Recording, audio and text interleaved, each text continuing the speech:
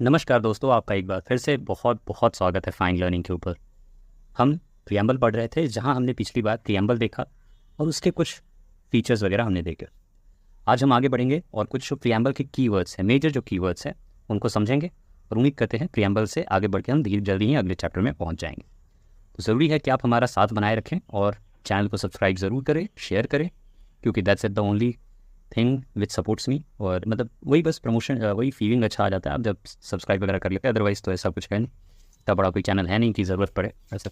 बस आप सब्सक्राइब करिए, हो सके तो दोस्तों यारों में भी शेयर करिए। आइए समय बर्बाद किए बिना शुरू करते हैं। सो देयर आर सर्टेन की वर्ड्स इन द प्रियम्बल। मतलब प्रियम्बल में कुछ ऐसे मेजर वर्ड्स हैं जिनके मतलब से कोई भी मेजर एग्जामिनेशन आपके लिए क्वेश्चन क्रिएट करता है। दीज सर्टेन वर्ड्स और these major words are like sovereign, socialist, secular, democratic, republic, justice, liberty, equality, fraternity, ये सब है जिसको आगे एक्सप्लेन भी किया जाएगा। तो आइए एक्सप्लेनेशन की ओर बढ़ते हैं, बस सब्सक्राइब करते रहिए। आइए, सबसे पहला वर्ड है sovereign. So the word sovereign itself says that any country, whether it is India or any country, whoever is sovereign, जो भी देश सॉवरेन है, it is not dependent on any other country, neither it is dominion, यानी कोई country इसके ऊपर हावी नहीं होगा। It is free to decide whatever the way he wants to rule. He means the country is she. We take our country as a motherland, so we can refer our country as she in case if you want to refer. ऐसा कोई ज़रूरी नहीं है, reference ज़्यादा नहीं, focus sovereign पे। तो dependency और डोमिनियन किसी दूसरे पे नहीं है, ना किसी पे डिपेंडेंसी है, ना किसी का हमारे पे डोमिनियन है। भारत जब 1947 में आज़ाद हुआ, उसके पहले बहुत से ऑफर्स आए कि आप डोमिनियन स्टेटस ले लीजिए। तो हमने बताया कि भैया ये तो हमने कब का मांगा था, तब तुम सुने नहीं। अब हमें सुनना नहीं है, क्योंकि हमें अपना देश चाहिए पूरा। And that's how we decided कि हम कंप्लीट इंडिपेंडेंस लेंगे। And from there onwards Bharat एक सॉवरेन देश के तौर पे स्थापित हुआ। एग्जैक्टली आप कहिए तो भारत को जब उसका संविधान मिलता है, on that very date India becomes truly sovereign. तो ना हम किसी के डिपेंडेंसी हैं, ना हम किसी के डोमिनियन हैं, पर एक संपूर्ण तौर पे इंडिपेंडेंट देश के तौर पे है। यही बस फैसला है। जैसे आप अगर अपना एग्जाम्पल ले लें, तो या तो आप में से कुछ लोग ऑन कर रहे होंगे, but still if we have certain dependence of our financial needs और वट एवर नीड्स, जहाँ हमारी आवश्यकताएं, जहाँ हमारा जीवन कॉम्प्रोमाइज़ हो सके, ऐसे केस में अब आप अपने आप को सॉवरेन नहीं कहिएगा। तो कोई एक देश, आपका फेवरेट एग्जाम्पल आपके बगल का पाकिस्तान, जो कि फिलहाल सॉवरेन कहता है, but it is not like a sovereign. Definitely वो अपने फैसले खुद नहीं, राइट नाउ अंडर IMF है, अंडर चाइना है, अंडर जिसके अंडर भी उसको जाना है वो अंडर ही चला जाता है। बस ओवर डॉलर होना चाहिए, मतलब समझ लो डॉलर होना चाहिए, वो अंडर चला जाएगा। तो in that case how can a country be sovereign? Sovereign कैसे हो सकता है कोई देश? तो कोई भी देश सॉवरेन हो पाए, इसके लिए ज़रूरी हो जाता है कि वो देश अपने तमाम फैसले खुद कर सके बिना बाहरी हस्तक्षेप के। यही कंडीशन बहुत इंपॉर्टेंट हो जाता है कि भारत इस वजह से सॉवरेन हुआ। 1949 में इंडिया ने अपना जो एक एग्जाम्पल लोग कोट करते हैं कि पर इंडिया तो 1949 में कॉमनवेल्थ का मेंबर बन गया, तो क्या इंडिया सॉवरेन रहा? कि ये वापस उन्हीं लोगों का जो इसके हेड हैं, या जो इसका सेंटर है, या जो इसका ऑफिस है, वो तो इंग्लैंड में है। आप उसी ऑर्गेनाइजेशन के फिर से मेंबर बने जो आपके ऊपर रूल कर रहा था। तो ये भी हमें देखना पड़ेगा कि जब सॉवरेनिटी की हम बात करते हैं, तो इसका ये मतलब नहीं कि हम किसी के साथ नहीं चलेंगे। पति पत्नी आपस में सॉवरेन होते हैं, but they compromise on certain points so that they can make life possible. मुश्किल है, जो हैं वो समझ सकते होंगे कि लाइफ पॉसिबल करने के लिए, चाहे दोस्त हो, यार हो, जो भी रिश्ते हो आपके, कहीं ना कहीं किसी न किसी मुद्दे पे हम कॉम्प्रोमाइज़ करते हैं। और कॉम्प्रोमाइज़ करना सॉवरेनिटी गिव अप करना नहीं होता है। Compromise is like basically trying to corporate करना और कॉपरेट करना, दोनों एक साथ जब मिलते हैं तब हम बेसिकली कॉम्प्रोमाइज़ करते हैं कि हाँ चलो तुम ये कर लो तो हम ये कर लेते हैं, लो वही मिल बांट के मुद्दा सॉल्व हो गया। तो इंडिया भी जब कॉमनवेल्थ का मेंबर बनता है, तो जो आइडिया ये था कि दुनिया में अकेले तो भाई चलना संभव नहीं है, हेल्प चाहिए, ट्रेड हो गया, बिजनेस हो गया, आखिरकार देश आज़ाद हुआ, ग्रो हुआ। और ब्रिटिशर्स की भी डिमांड थी कि ब्रिटिशर्स ने कहा था, ऐसा नहीं कहा था कि आप बनी जाओ। ब्रिटिश ने कहा कि देखो भाई, हम बहुत बड़ी कॉलोनी थे, अब आज़ाद हुए हैं, तो कुछ यादगार के तौर पे एक ऐसा बनाते हैं कि हम सब आखिरकार कहीं ना कहीं से जुड़े हुए हैं, कोई ना कोई तार तो जुड़ा हुआ है, तो क्यों ना उस तार को याद रखते हुए हम एक तार में बन जाएं, ऐसा कह सकते हैं। Don't take it that seriously. बस उन्होंने ऑफर दिया कि why not to be a member of a Commonwealth nation where we can work together on certain issues. अब वो स्पोर्ट्स खेलते हैं, कुछ बिजनेस ट्रेड वगैरह में भी आ जाता है। तो दैट्स हाउ कॉमनवेल्थ वर्क्स। और इंडिया बोला ठीक है, सही बात है भाई, अभी भी अंग्रेज़ों से आज़ाद हुए हैं, क्यों ना एक मेंबरशिप ले लिया जाए। और हाँ, एक और चीज़ कह सकते हो कि उस समय हमारे जो मेजर पॉलिटिशियंस थे, उनका एक मानसिकता भी था कि नहीं, अंग्रेजों के साथ दोस्ती तो थोड़ी बहुत रखनी चाहिए। And that's how also you can say कि कॉमनवेल्थ के मेंबर हम बहुत अर्ली बन गए, बहुत स्टार्ट में ही बन गए। पर क्या मानसिकता रही, उस पर ज़्यादा डिबेट ना करते हुए बस एक कह सकते हैं कि हाँ, कॉमनवेल्थ का मेंबरशिप बनना एक डिबेट का इशू हो सकता है कि अभी भी तो अंग्रेजों से आज़ाद हुए हैं, कि उन्हीं के साथ मेंबरशिप में क्यों, जहाँ ब्रिटिश क्राउन को ही हेड माना जाता है। कोई नहीं, हम कौन सा उनके दबाव में कोई फैसला ले रहे हैं। तो further India's membership to the United Nations, अब ज़्यादा इससे कॉमनवेल्थ तो फिर भी ठीक चटका देते हैं जब मन तक चल निकल, पर दिक्कत है यूएन वगैरह में। यूएन वगैरह में आप देखते हैं कि उनके मेंबर्स, उनका बात सुनना पड़ता है। बीइंग द मेंबर, बहुत से वो एक्टिविटीज़ हैं जो फोर्सफुली सिक्योरिटी काउंसिल हो गया, ये बहुत सी जगहों से हमें फॉलो करना पड़ता है। वहाँ भी कुछ लोग कह सकते हैं कि देख भाई, तू तो किसी और ऑर्गेनाइजेशन की बात कर रहा है, how can you be sovereign. I won't say that it creates the ecosystem where you are no more sovereign. It just creates the situation where you are trying to work together with international system. आप international system के साथ काम करना चाह रहे हैं, international system के साथ इकोसिस्टम एक सेटअप बनाना चाहते हैं जहाँ इंटरनेशनली आपको बिजनेस व्यापार तो करना ही है भाई साहब। और जब इंटरनेशनली बिजनेस व्यापार करोगे तो इस बिजनेस व्यापार को करने के लिए किसी ना किसी के साथ तो करोगे, उसके साथ हाँ भर करना होगा, ना करना होगा, पैसे की बात होगी, डीलिंग की बात होगी। इसका ये मतलब थोड़ी कि सॉवरेन नहीं रहे भाई, मिलजुल के बात कर रहे हो भाई इंटरनेशनल ऑर्गेनाइजेशंस के साथ, एक इंटरनेशनल व्यवस्था बनी रहे। इसी कारण हम इन यूएन हो गया, कॉमनवेल्थ हो गया, और भी बहुत से ऑर्गेनाइजेशंस में हम आसियान हो जाता है, SCO हो जाता है, इंडिया सबका मेंबर है। But India try to puts its own term over there, अपना टर्म रखता है, भाई हमारा ये टर्म है। So that's how we can say that India is a sovereign country being sovereign. अब इंडिया अपने फैसले खुद करने के लिए तैयार है, तो हम किसी स्टेट को एक्वायर भी कर सकते हैं और किसी स्टेट को चाहे तो सीड भी कर सकते हैं, छोड़ भी सकते हैं। बट छोड़ना इतना ऐसा वो है नहीं, छोड़ने का मतलब ऑब्वियसली हम स्टेट वगैरह तोड़ते जोड़ते रहते हैं, देखते हैं कि मल्टीपल स्टेट्स इंडिया में क्रिएट हो गए विद द टाइम पीरियड। तो इस तरह से एक इकोसिस्टम क्रिएट होता है जहाँ आप स्टेट्स हो गए, ये सब हो गए, उनकी आप मेंबरशिप वगैरह देखते हैं। तो India can either acquire foreign territory or cede a part of its territory in favour of foreign state. हम किसी दूसरे, अभी बांग्लादेश वाला जो केस हुआ था, कुछ जो छोटे हिस्से थे वो बांग्लादेश को दिए गए, जो कि ऑब्वियसली बांग्लादेश में ही था, और इंडिया में जो बांग्लादेश के कुछ कॉन्ग्लोमरेट्स थे या कुछ ज़मीन के टुकड़े थे वो उसको इंडिया में मर्ज किया गया। तो इसी के तहत हुआ ना कि India being a sovereign state, India can acquire or can cede its territory to any foreign state.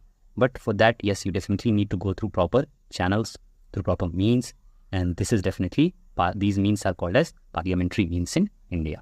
Parliament के थ्रू होगा, लॉ बनाना पड़ेगा। अब बात करें अगले टॉपिक की, जो कि हमारा है प्रियम्बल में मिलता है सोशलिस्ट। कहना क्या चाहते हो सोशलिस्ट वाले भाई साहब? तो सोशलिस्ट वाले भाई साहब आपको ये कहना चाहते हैं, ये जो सोशलिस्ट वर्ड है इसका मतलब ये निकल के आता है कि हम अपनी जो जनता है उसके प्रति स्टेट जिम्मेदार होगा। जो उसकी जनता है, जो गरीब जनता है, जो अमीर जनता है, उसमें एक बैलेंस की कोशिश की जाएगी। सोशलिस्ट इन्हीं धारणाओं पे चलता है। Russia could be a good example of that.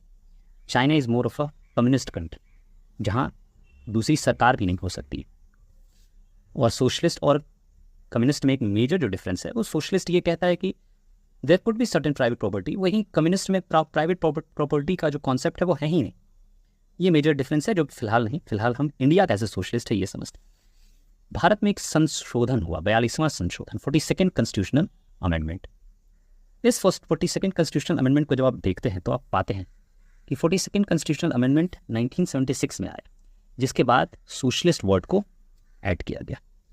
क्या पहले से हम सोशलिस्ट नहीं थे? तो अगर समझे तो भारत सोशलिस्ट अपने प्रियम्बल में ऐड करे वर्ड थ्रू 42nd अमेंडमेंट, उसके पहले भी भारत में कुछ ऐसी पॉलिसीज़ या भारतीय संविधान में कुछ ऐसी बातें आपको मिलेंगी, specially in directive principles of state policy, जहाँ आपको ये स्पष्ट तौर पे दिखेगा कि किस तरह से भारत ने जो सोशलिस्ट विचारधारा है इसके तहत ही आगे बढ़ने का फैसला किया है, या संपूर्ण तौर पर नहीं, not completely but in a certain way where they will also support their industrialist class but also will take care of their poor majority. जो भारत के आज़ादी के बाद एक बहुत बड़ी गरीब जनता जो अंग्रेजों ने हमें गिफ्ट के तौर पर दी थी, हमें गरीब बना के छोड़ा था, जनता हम ही तो थे, हमें गरीब बना के छोड़ा था। इस स्थिति में इस जनता का अगर ख्याल ही नहीं रखेंगे तो कैपिटलिस्ट आइडियोलॉजी पे तो देश बढ़ने से रहा। Even US is the pure example of capitalist ideology. They also give free coupons to their poor. In many states they give these food coupons or other kind of coupons where their poor population can buy certain things out of that. ठीक है, एक गरीब जनता जो काम करने को तैयार but रोजगार नहीं मिल रहा, then they give coupon to them. तो कहीं ना कहीं सोशलिस्ट आइडियोलॉजी एक ऐसा है जिसमें आप अपने देश के नागरिकों का ख्याल रखते हैं। ये तो कोई बुरी बात नहीं है, तो बहुत अच्छी बात है। ऑब्वियसली कुछ ऐसा तबका हमेशा होगा जो पिछड़ जाएगा समाज में, उसका ध्यान रखना उस देश का जिम्मेदारी है। तो 42nd में अमेंडमेंट एक्ट के थ्रू इसको प्रियम्बल में ऐड किया गया। पर आप देखते हैं जब आप DPSP वगैरह पढ़िए तो वहाँ एक ऑलरेडी सोशलिस्ट प्रिंसिपल का आपको छाप मिलता है कि कैसे हम इक्वालिटी की बात करते हैं, कैसे हम इक्वल पे फॉर इक्वल की बात करते हैं, कैसे हम ये बात करते हैं कि हम जो वेल्थ वो है वो अमीरों में एक्यूमुलेट ना होने दें, ये आपको मिल जाएगा DPSP में। तो इन मुद्दों पे बात करते हुए जब आप आगे बढ़ते हैं तो आप पाते हैं कि सोशलिस्ट वर्ड कोई भारत के लिए नया नहीं था कि 1976 में इसको ऐड किया गया. This was already in some form or other was already mentioned in our constitution. It was just that it got proper mention in our first page of constitution in form of preamble through 42nd Amendment 1976. एक और जगह आपको ये सबूत मिलता है, जो अवध का जो सेशन हुआ था, अवधि सेशन देश की आज़ादी के बाद 1955 में, वहाँ भारत ने सोशलिस्ट पैटर्न ऑफ सोसाइटी के लिए कांग्रेस पार्टी ने अडॉप्ट किया. ऑब्वियसली उस समय जो सरकार थी वो कांग्रेस की ही थी. तो ऐसे केस में 1955 में जो अवधि सेशन हुआ, 1 marks question could be here also, कि जो कांग्रेस ने socialist pattern of society adopt किया था वो किस सेशन में हुआ. अवधि सेशन पूछ सकता है किस ईयर में हुआ, ईयर 1955.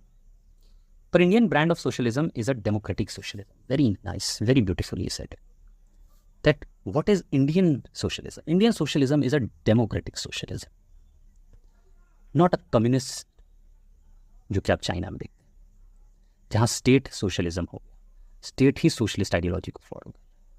ये हम करते हैं, पूरे देश पे दबाव नहीं होता है, जिसमें नेशन जो है वो अपने प्रोडक्शन और डिस्ट्रीब्यूशन को पूरी तरह से अबॉलिश कर दे, जो कि कम्युनिस्ट में होता है, और सबको जनता में ही बिल्कुल बांटते हैं. हम कहते हैं इंडस्ट्रीज भी ग्रो करो, but when you will pay the tax out of it, we will also help our poor public.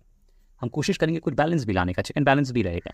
इस तरह का सिस्टम इंडिया का अपना सिस्टम है, और इसको हम डेमोक्रेटिक सोशलिज्म के तौर पे जानते हैं. अब ये पॉइंट की ओर आगे बढ़ते हैं. वैसे डेमोक्रेटिक सोशलिज्म पे सुप्रीम कोर्ट का भी एक वक्तव्य है. सुप्रीम कोर्ट कहती है कि आखिर डेमोक्रेटिक सोशलिज्म का एम क्या है. तो एम में आता है it wants to end poverty, ignorance. हम अपनी जनता को इग्नोर नहीं कर सकते. एक दूसरे की तरफ जो भावना है, नफरती भावना है, उसको हटाना होगा. That is ignorance. डिजीज़ खत्म करना, इनइक्वालिटी खत्म करना, और जनता के लिए अपॉर्चुनिटी क्रिएट करना, ये सारे जो सिस्टम है यही है डेमोक्रेटिक सोशलिज्म. तो सुप्रीम कोर्ट से democratic socialism aims to end poverty, ignorance, disease and inequality of opportunity. Inequality खत्म करो तो अपने आप इक्वल अपॉर्चुनिटी का मौसम आएगा. मौसम आएगा तो हरा भरा होगा, हरा भरा होगा तो देश अमीर होगा.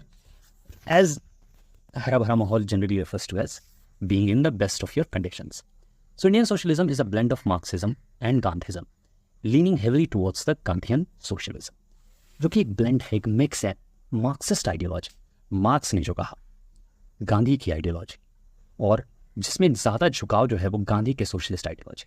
मार्क्स की आइडियोलॉजी में complete abolition of capitalist class, but Gandhi की आइडियोलॉजी में हम हर तरह के बिजनेस को अवॉइड नहीं कर रहे. We are supporting business, but Gandhi says support your businesses at the local level. We certainly support that idea of socialism more than compare to Marxism. तो ये आइडियोलॉजी में थोड़ा भेदभाव है, और हमने गांधी जी की भी आइडियोलॉजी को एकदम ऐसा एकदम चिपका लिया, लाइक अ फेविकॉल, ये जोर छूटेगा नहीं, ऐसा नहीं. हम इंडियन फाइनली फॉर्म में लेकर आए और उसको थोड़ा और इम्प्रोवाइज़ किया. फिर आप 1991 का टाइम देखते हो, उसके पहले हम ज़्यादा सोशलिस्ट हुआ करते थे. 1991 में नेगेटिव सोशलिज्म, थोड़ा सोशलिज्म का ओवर आर्चिंग इफेक्ट, यानी देश में पैसा नहीं है और बिजनेस नहीं होने दे रहे हैं, सिर्फ बांटने पे लगे हुए हैं, तो that is bound to fail. पैसा हो तब तो बांटो यार. So we needed to first earn money. 1991 brought us to that door, to that condition where we were forced to earn money, and to that we had to do liberalization, privatization and globalization. और यहाँ जो socialist credentials थे हमारे, कि हम बड़े socialist लोग हैं, इसको थोड़ा धक्का लगा, कहते हैं, या हमने खुद ही धक्का मारा, बोला थोड़ा बाहर निकलो, या दरवाजे पे चौखट पे खड़े हो जाओ, एक पैर बाहर रखो एक पैर अंदर रखो. हम सोशलिस्ट भी लगे और थोड़ा न भी लगे, तो थोड़े कैपिटलिस्ट को भी अंदर आने दो, और कैपिटलिस्ट का भी एक टांग खींच के अंदर ना एक बाहर रखे, कि तुम पूरी तरह से इंडिया लाइक कैपिटलिस्ट भी ना बिहेव करे. तो दोनों दरवाजे पे करेंगे, एक टांग बाहर एक टांग अंदर करके. कैपिटलिस्ट ऑब्वियसली धीरे धीरे दूसरे टांग को चौखट के ज़्यादा करीब ला रहा है. As we are seeing in our everyday life through news and through various means that how the discrimination is getting created. हम अब ये पॉइंट की ओर बढ़े, विच इज सेक्युलर, जो कि किसकी बात करता है, सेक्युलर कंडीशंस की. तो भारत एक सेक्युलर देश है, इसमें तो कोई शक नहीं. ऑब्वियसली हम काफ़ी सेक्युलर लोग हैं, और ये सेक्युलर आइडियोलॉजी भी 42nd कॉन्स्टिट्यूशनल अमेंडमेंट एक्ट 1976 के द्वारा भारत में ऐड किया गया. सुप्रीम कोर्ट पर 1974 में पहले ही कहा था कि कहीं ये वर्ड भले ही सेक्युलर स्टेट मेंशन नहीं है प्रॉपरली संविधान में, पर इसमें कोई शक नहीं कि हमारे कॉन्स्टिट्यूशन मेकर्स ये चाहते थे कि भारत एक ऐसा राष्ट्र बने, एक ऐसा देश बने जो धर्म जाति भेदभाव से दूर रह सके. दूर रह सके का ये मतलब नहीं कि अपना धर्म छोड़ देना है, सनातन तो है, तो वो तो रखना ही है, पर मतलब इसको इन्फोर्स नहीं करते। चलो मतलब ये कहने का मतलब था सुप्रीम कोर्ट को, और सुप्रीम कोर्ट इसके लिए कहता है आर्टिकल 25 to 28 देखिए ना, जो कॉन्स्टिट्यूशन मेकर्स ने आपको दिया है। Why this article is there?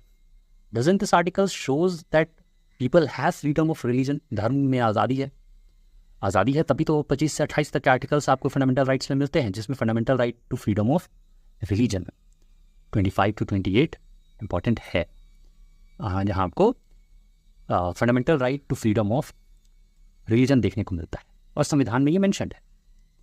पर हमारा संविधान आखिर कैसा सेक्युलर है? सवाल ये उठा कि सेक्युलर हो तो कैसे हो?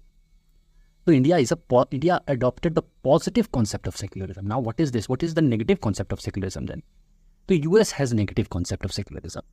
Positive क्या हुआ भाई? तो India says positive concept of secularism is where we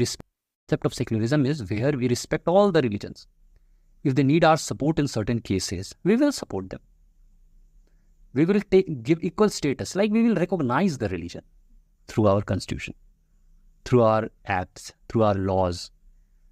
हम ना धर्म को पहचान देंगे, हम धर्म के लिए लॉ बनाएंगे। These are the things which makes India a constitution which recognizes religion, and that's what it is believed is a positive form of secularism. Whereas in USA में देखोगे तो they are negative form of secularism. They have negative form of secularism. क्या है negative form भाई? तो it is said कि हम ना रिलीजन में कोई हस्तक्षेप नहीं करेंगे, तुम्हारा धर्म तुम समझो, हम ना चादर उठाएंगे ना अगरबत्ती, आप अपना समझिए, ना हम अगरबत्ती के पैसे देंगे ना हम चादर के पैसे देंगे, आप समझिए। सो US constitution says that religion is private matter, आपके पर्सनल स्पेस में हो, राज्य उस व्यवस्था में कोई हस्तक्षेप नहीं करेगा। और this is what the secularist ideals वाले लोगों ने कहा कि it's a negative form of secularism, because the state should support some as it should be positive. बाकी आप डिसाइड करो, I had to just explain the words negative and positive concept of secularism. अगला major important word जो preamble में मिलता है वो है democracy. How India is a democracy. So preamble is based on, कहते हैं democracy is a polity stipulated in the preamble based on doctrine of popular sovereignty, that is possession of supreme power by the people। एक sovereignty का जो idea आया, ये भी आया democracy से। तो पहले जब आज़ादी नहीं होगे तो सॉवरेन कहाँ से होगा? तो प्रीएम्बल में वर्ड डेमोक्रेसी ऐड किया गया, और ये पॉपुलर सॉवरेनिटी का आइडिया, सॉवरेन तो तुम हो पर एक डॉक्ट्रिन है, डॉक्ट्रिन ऑफ पॉपुलर सॉवरेनिटी, जहां लोगों के पास संपूर्ण अधिकार हो।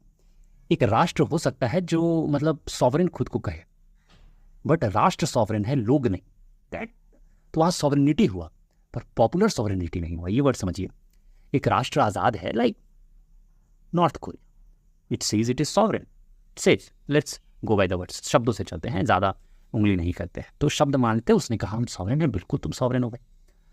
सो सॉवरेन होने के कारण they can decide on their, but are their people sovereign? It's a country which is sovereign, but are their people also sovereign? Here comes the word popular sovereignty, जो हर जगह हो, सॉवरेनिटी जो पॉपुलर हो पाएगा। पॉपुलर होगा जब जनता को दे दोगे, सबको बांट दोगे, देन इट बिकम्स पॉपुलर, जब सब उसके बारे में जानेंगे। That is the concept of popular sovereignty, और सबको जानने के लिए सब में दे दो, and that's how India is democracy. सबको आज़ादी है अपने मन मुताबिक कार्य को करने का। Democracy is also has two types, एक डायरेक्ट एक indirect. Best example of direct democracy is Switzerland.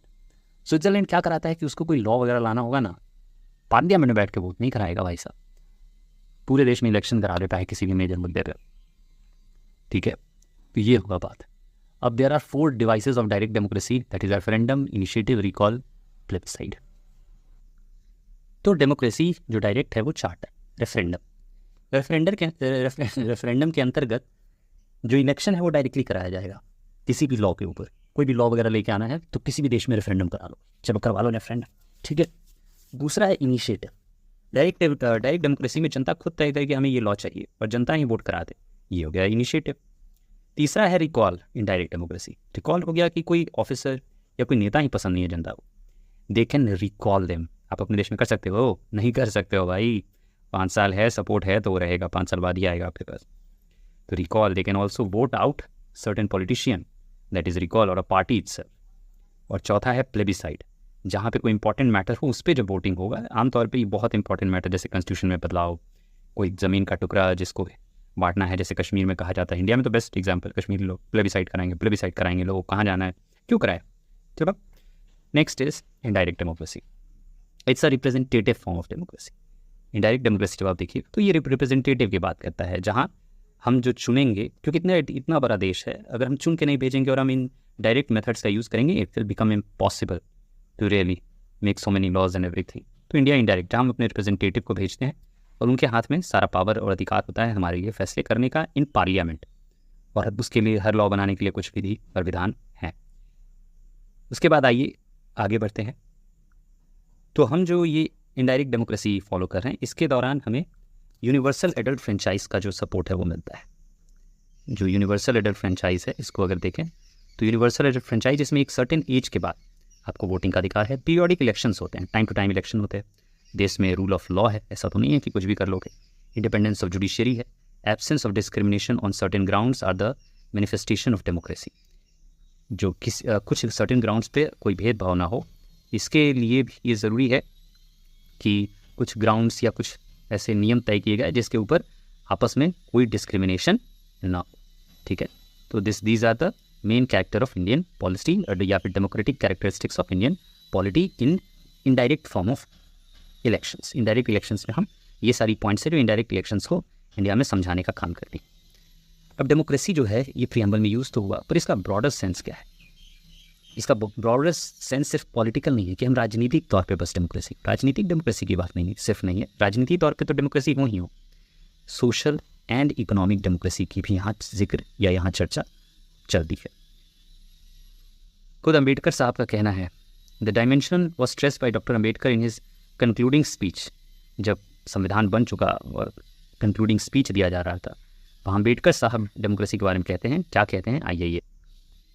तो उनका कहना था कि पॉलिटिकल डेमोक्रेसी को अगर स्थापित करना है, जो डेमोक्रेसी वर्ड जो यूज़ करे वो पॉलिटिकल अगर है, तो वो बिना सोशल डेमोक्रेसी के नहीं होगा।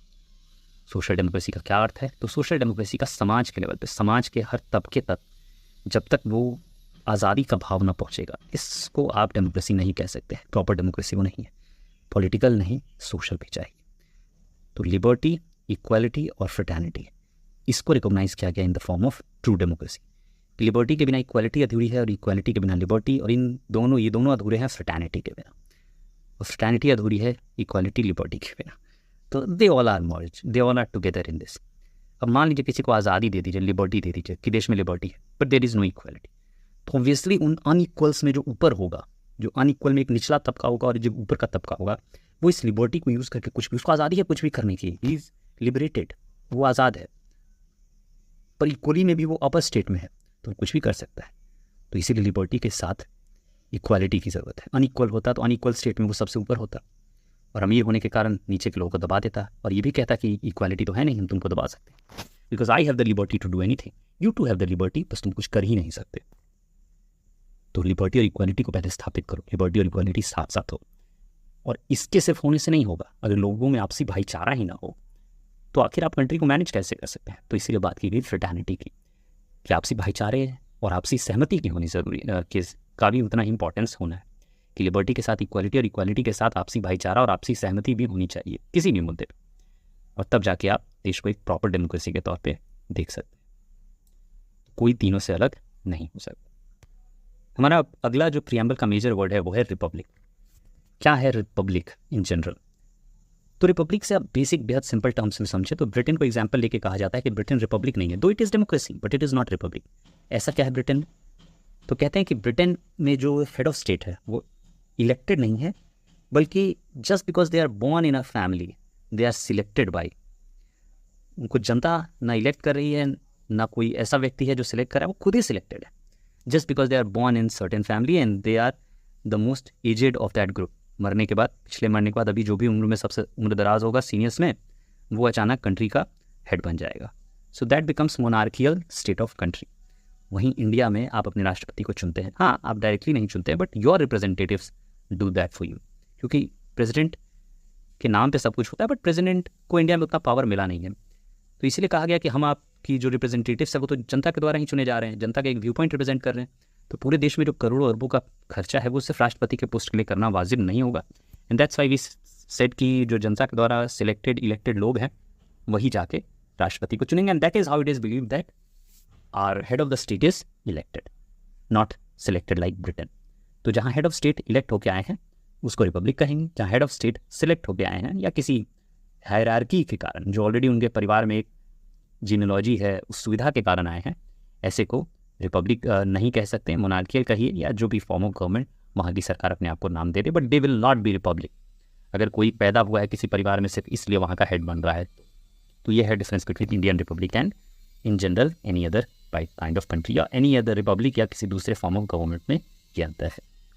अगला जो मेजर टर्म है भारतीय संविधान में वो है जस्टिस, न्याय। Term justice in the preamble embraces 3 distinct form of social, economic and political secured through various form। तो जस्टिस भी 3 तरीके का, सोशल, इकोनॉमिक एंड पॉलिटिकल। समाज में भी जस्टिस चाहिए और आर्थिक में भी। आर्थिक यानी पैसा कमाने जा रहे हो, औरतों को कम मिले मर्दों को ज़्यादा, ये तो अन्याय होगा। इकोनॉमिक इनजस्टिस और पॉलिटिकल जस्टिस भी मिलना चाहिए। ऐसा नहीं हो कि किसी एक ही विशेष ग्रुप का व्यक्ति आपको डोमिनेट करे, आपको बराबरी ना मिले। राजनीति, पॉलिटिकल मतलब राजनीति ही सिर्फ नहीं होगा, political in the sense country level पे।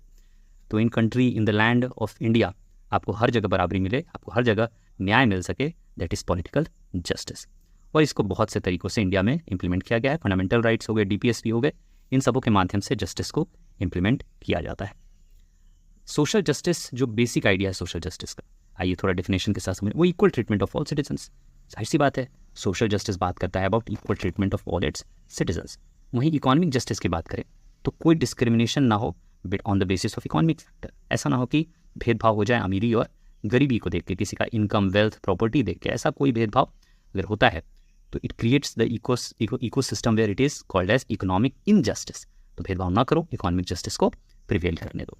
और आखिरकार जो पॉलिटिकल जस्टिस का कॉन्सेप्ट है, ये implies that citizen should have equal political rights, equal access to all political office and equal voice in the government. सबको पॉलिटिकल, राजनीतिक जो अधिकार हैं वो है, एक्सेस है सबको पॉलिटिकल ऑफिस का। को आप किसी भी ऑफिस के लिए, प्राइम मिनिस्टर, प्रेसिडेंट, सभी ऑफिस के लिए आप खड़े हो सकते हैं। गवर्नमेंट में आपका जो सेइंग है, जो आप बात है, आपके ग्रुप से प्रॉपर कोई आपके बात पहुंचाने वाला हो, इस तरह की चीज़ों को सपोर्ट करना पॉलिटिकल जस्टिस के कैटेगरी में आता है। जस्टिस जो है वो आया है सोशल, इकोनॉमिक और पॉलिटिकल। यह है रशियन रेवोल्यूशन 1917 से। सो Russian revolution 1976 gives us the idea of justice which is social, economic and political। चलिए आगे बढ़ते हैं। हमारा अगला मेजर टर्म है लिबर्टी। लिबर्टी जो वर्ड है ये अपने आप में आप देखिएगा तो काफ़ी कुछ अपने आप में कहना चाहता है। क्या कहना चाहता है देखते हैं। So liberty word in general means absence of restraint on the activities of individual. आप लिबरेटेड तभी होंगे जब आपकी किसी एक्टिविटी पे कोई रोक टोक नहीं होगा। आप लिबर्टी है, आप कूदो, खेलो, खाओ, पियो, ठीक है, और अपॉर्चुनिटी आपको मिले बराबरी का, डेवलपमेंट का, इंडिविजुअल पर्सनैलिटी को ग्रो करने का। This is what the word liberty means. और प्रियम्बल अपने सभी नागरिकों जो इंडिया में हैं उनको liberty of thought, expression, belief, faith, worship किस फॉर्म में देता है? फंडामेंटल राइट फॉर्म में देता है। और फंडामेंटल राइट में कोई इशू हो सीधे कोर्ट जाओ in case of its violation. और जब आप लिबर्टी को प्रियम्बल में देखते हैं तो आप पाते हैं कि एक डेमोक्रेसी के सक्सेसफुल फंक्शन के लिए ऊपर भी हमने देखा है कि लिबर्टी किस तरह से ज़रूरी है। पर तुम्हें आज़ादी मिली है, इसका मतलब किसी और को तुम दबा नहीं सकते। So liberty can never be the licence to do what one likes. इस पे एक लिमिटेशन है, लिमिटेशन जो खुद कॉन्स्टिट्यूशन मेंशन करता है। और ये लिमिटेशन ये है कि जिस तरह आपके राइट्स हैं सामने वाले के भी, in the way, in the method or in the process of using your rights, you cannot take away the rights of other। आपके जीवन को खुश सुखी करने में आप किसी और को दुखी करने का अधिकार नहीं रख सकते।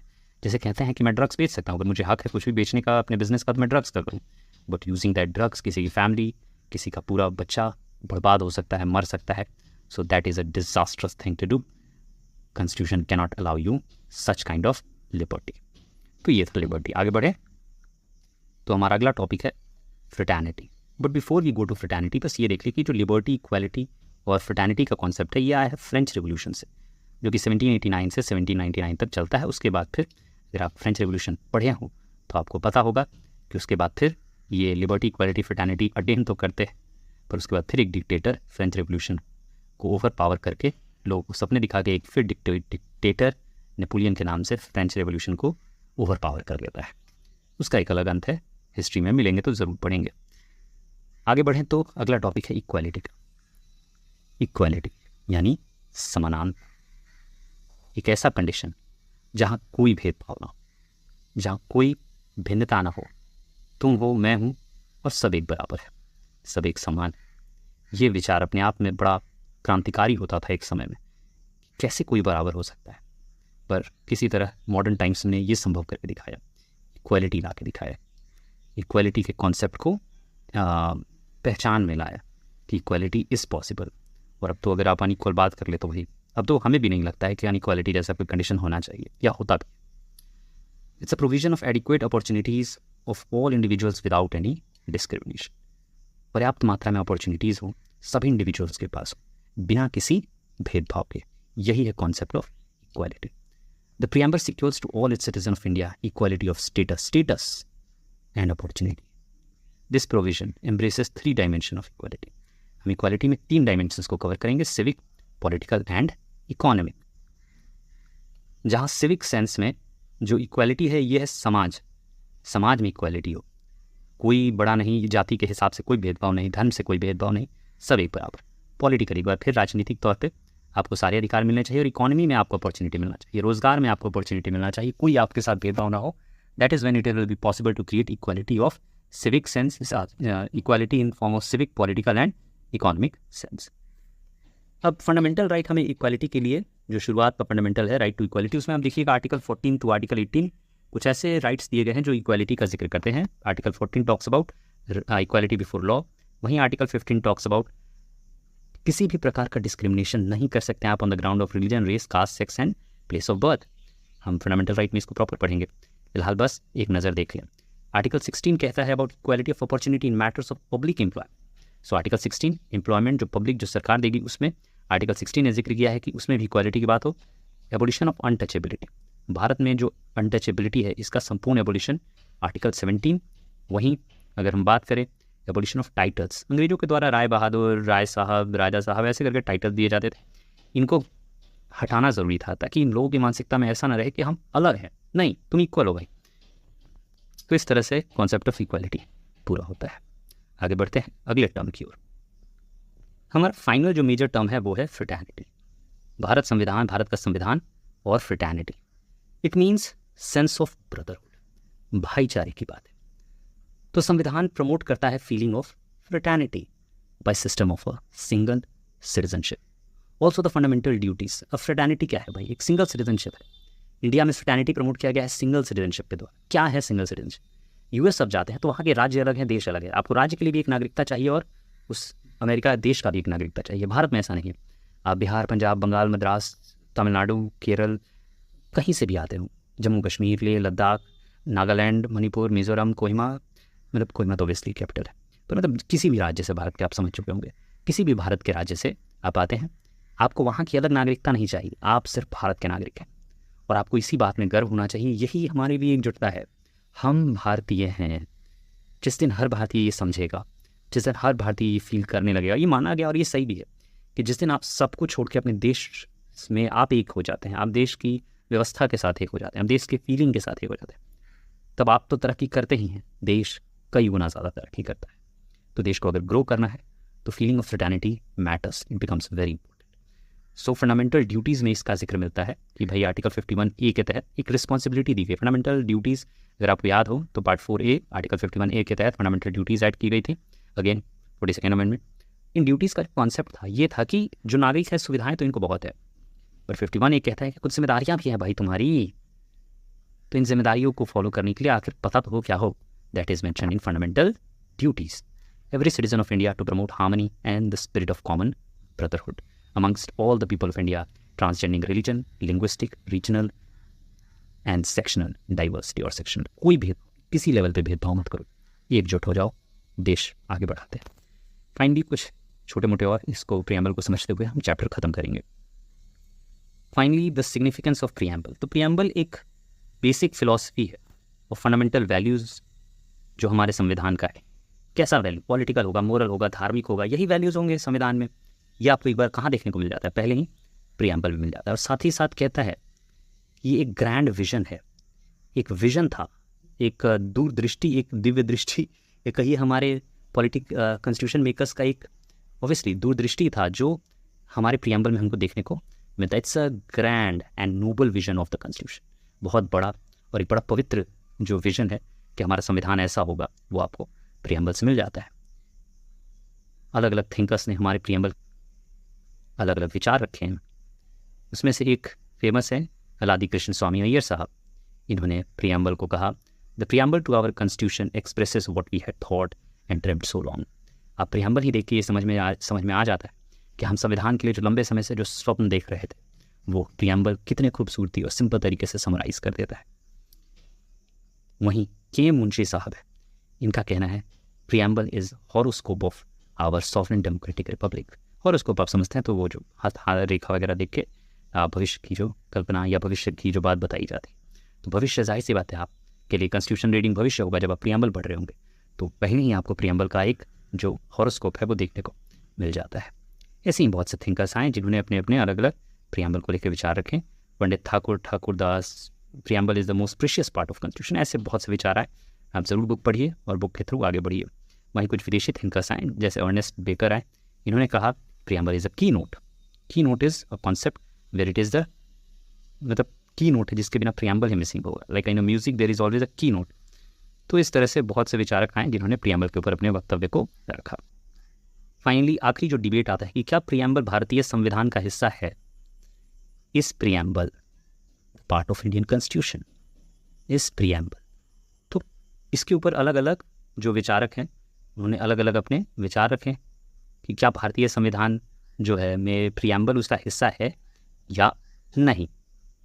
तो जवाब कौन देगा, ऐसे में जवाब देगा भारत का सुप्रीम कोर्ट। आइए सुप्रीम कोर्ट के कुछ वर्डिक्ट्स देख लें जिसके ऊपर क्वेश्चन वगैरह बनता रहता है। तो one of the major controversies about the preamble is whether it is part of constitution और not.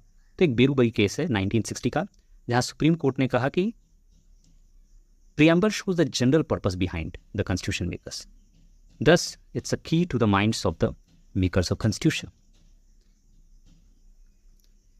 but they failed to recognize preamble as part of constitution। तो बेरूबरी केस में ये तो माना था कि हाँ हमारे कॉन्स्टिट्यूशन मेकर्स के जो विचार हैं वो दिखाता है, पर उन्होंने ये नहीं माना कि ये विचार जो है ये संविधान के हिस्सा, संविधान का पार्ट थे। तो नॉट बीइंग द, तो बेरूबरी केस में ऑब्वियसली ये कहा गया कि no it is not the part of the constitution, supreme court का ही था। फिर अगला केस आता है केशव नंदा भारती केस 1973। अपने आप में ये लैंडमार्क है मैनी केसेस में। फिलहाल इन्होंने कहा preamble is extreme important and definitely the part of constitution, और इसको लेके आप इंटरप्रेट कर सकते हो कॉन्स्टिट्यूशन को ईजिली। फिर LIC केस में भी सुप्रीम कोर्ट ने अगेन माना कि preamble is integral part of constitution, but it is also said that though it is integral part, आप इसको लेके कोर्ट में नहीं आ सकते हो। You cannot bring this to the court because it is non justifiable in, so preamble becomes part of constitution through various other new cases like Keshav Nanda Bharti case, LIC case of India 1995, but it also becomes non-justifiable। अब ऐसा नहीं कि इसको कुछ ऐसा इसको लेके आप पहुंच जाओगे कोर्ट और कहोगे कि नहीं मेरे को इसके ऊपर जस्टिस चाहिए, दैट इज नॉट पॉसिबल। इस प्रकार जो प्रियम्बल है वो चैप्टर हमारा खत्म हुआ। मैं आशा करता हूँ कि आप हमारे इस इनिशिएटिव को लाइक करेंगे, शेयर करेंगे और सब्सक्राइब करेंगे। हम अगले चैप्टर में जल्दी ही मिलेंगे, तब तक पढ़ते रहिए, चैनल सब्सक्राइब करिए, खुश रहिए, धन्यवाद।